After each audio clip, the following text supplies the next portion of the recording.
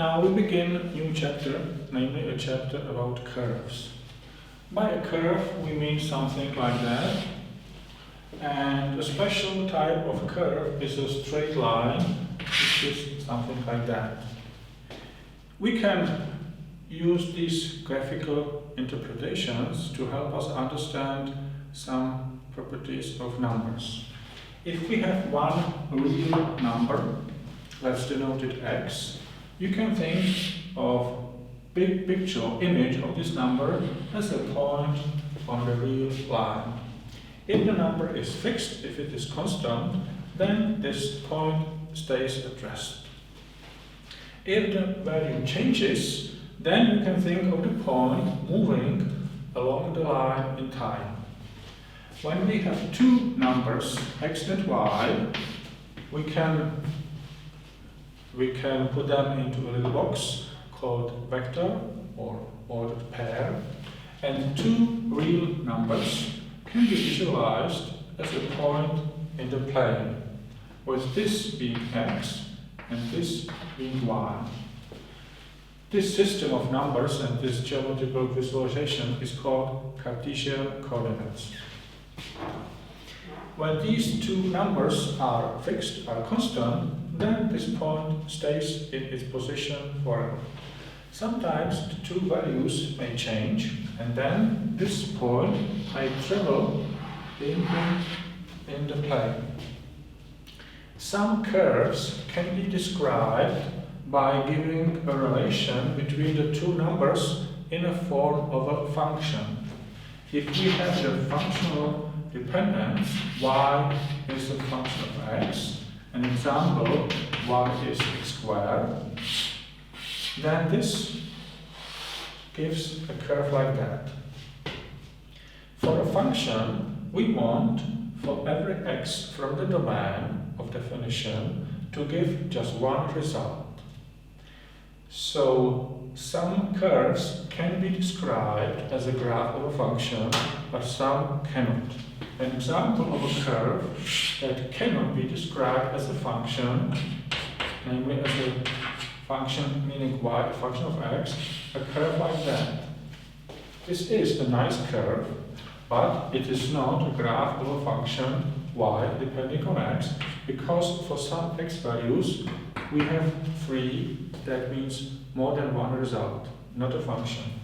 Another example of a curve that is not a function, not a graph of a function, is a circle. For some x values we have 2 results. This is not a function.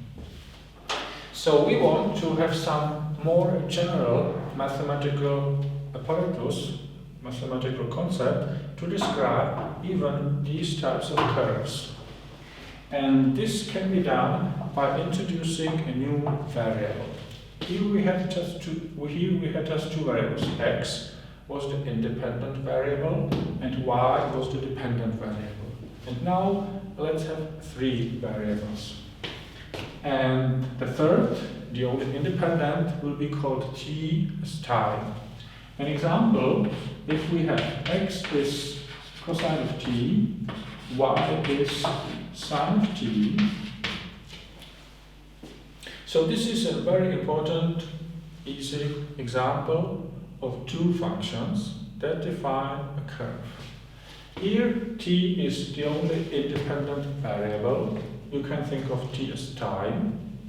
And x and y are 2 dependent variables. This is a change. You see, before x was our independent variable, the only one. And now x is dependent. It depends on t. If we have these parametric equations, they are called parametric because t is often denoted or called parameter. If we have these 2 parametric functions or parametric equations, we can sketch 3 pictures. We can sketch how x depends on t, how y depends on t, and then we can sketch the situation in the xy plane. For x cosine of t, it looks like that, and then it repeats on and on because cosine is a periodic function. sine looks like that, and then on and on, forever. And in the xy plane, we can take different values of t, we can evaluate x and y, and then we can plot the corresponding point in the xy plane. If we do it, say, for just a few values, say 0, pi half, pi, 3/2 pi, and 2 pi, then for t is 0, x is 1, and y is 0.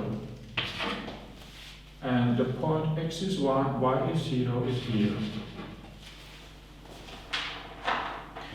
For t is pi half, x is 0, y is 1, and the point x is 0, y is 1 is here.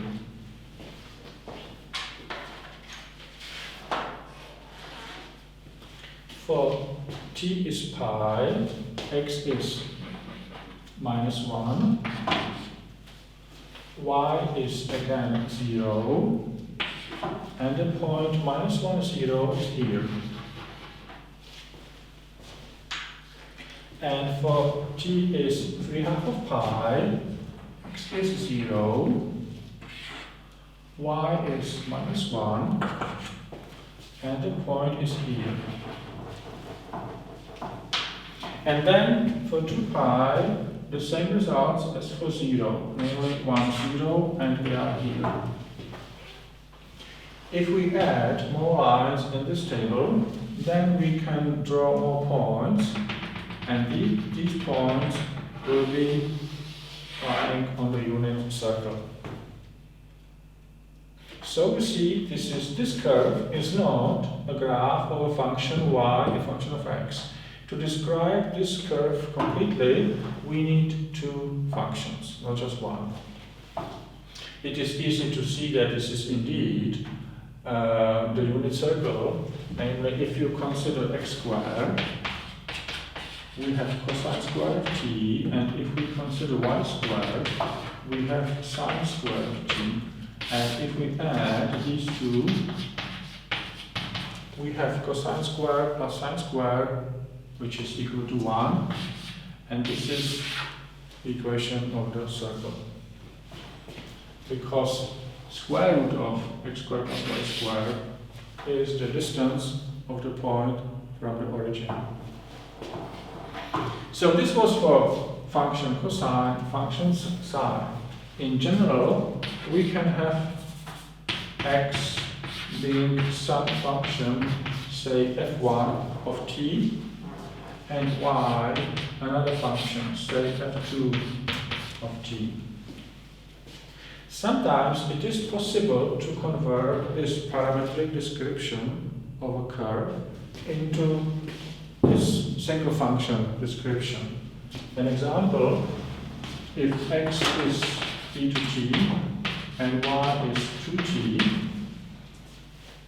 then we can get rid of t by expressing t from the first equation, namely logarithm of x, and substituting t into the second equation, and we have 2 times t, which is logarithm of x. This can be done if this is an injective function and the inverse exists, and it is so easy that we can write down the inverse function. Cosine, however, is not an injective function, so we cannot apply this method for this case. Well, if you really want to describe at least part of this curve, then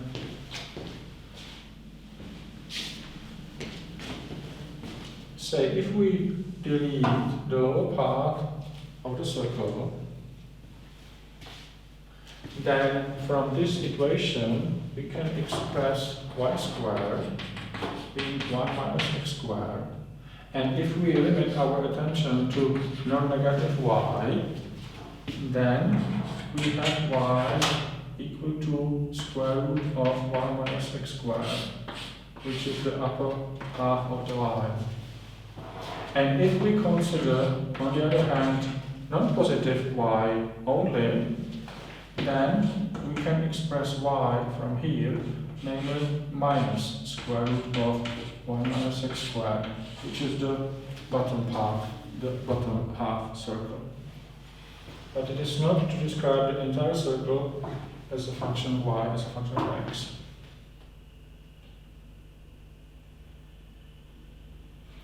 A special situation is when these two functions are linear. And even a much more special situation is if f1 and f2 are constant functions. Say if x is 3, y is 4, then we have the point, this one. So if we have the parametric equations of a curve given by two constant functions, then we have a fixed point that stays there forever. If it is not a linear function, but if they are not constant functions but linear functions, say 3 plus t and 4 minus 2t, that means as t was 0, we were at the point 3, 4. Now, as t goes on, imagine time going, then x increases, so we go to the right, and y decreases, so we go down. And as the coefficient here is 2, so we go down quicker than to the right, so it looks like that. We go in this direction. And for negative t corresponds to points like that. So if these two functions are linear, then the curve is straight line. If functions are polynomials or other nonlinear functions like that, this is no more a straight line, but a curved curve.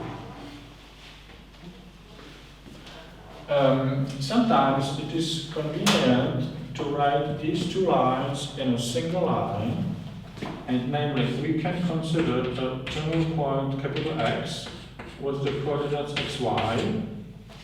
We can consider a point capital A with these constants 3, 4, and we can consider a vector u, namely the vector of the coefficients at t, namely 1, minus 2. And then these two lines can be written in a single way, in a single form, in a single line.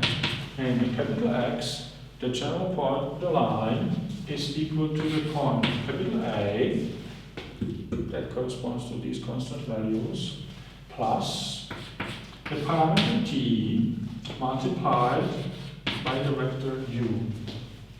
The vector u, 1 minus 2, can be visualized in this picture.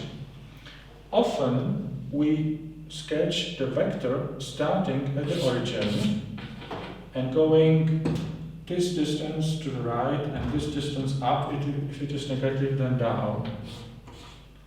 But now we don't sketch this vector starting at the origin, but at the point capital A. So it goes this way. And this equation can be understood like that. If t is 0, we are at the point capital A. If t is 1, then we take this point, this position, and we make this jump. Then for t is 2, 3, 4, 5, 6, and so on, we would get these isolated points. If t is not an integer, but some positive real number, we would get these points. And if t is negative, we get these points. So for the full description of the line, we write that t is any real parameter. If we, on the other hand, consider t from some interval only, say from the closed interval, then we don't get the entire line, we get only a finite length segment. This time it would be from the point 3, 4 to the point, if t is 1, then to the point 4, 2. So something like that. A fixed segment if t is from some finite length interval only.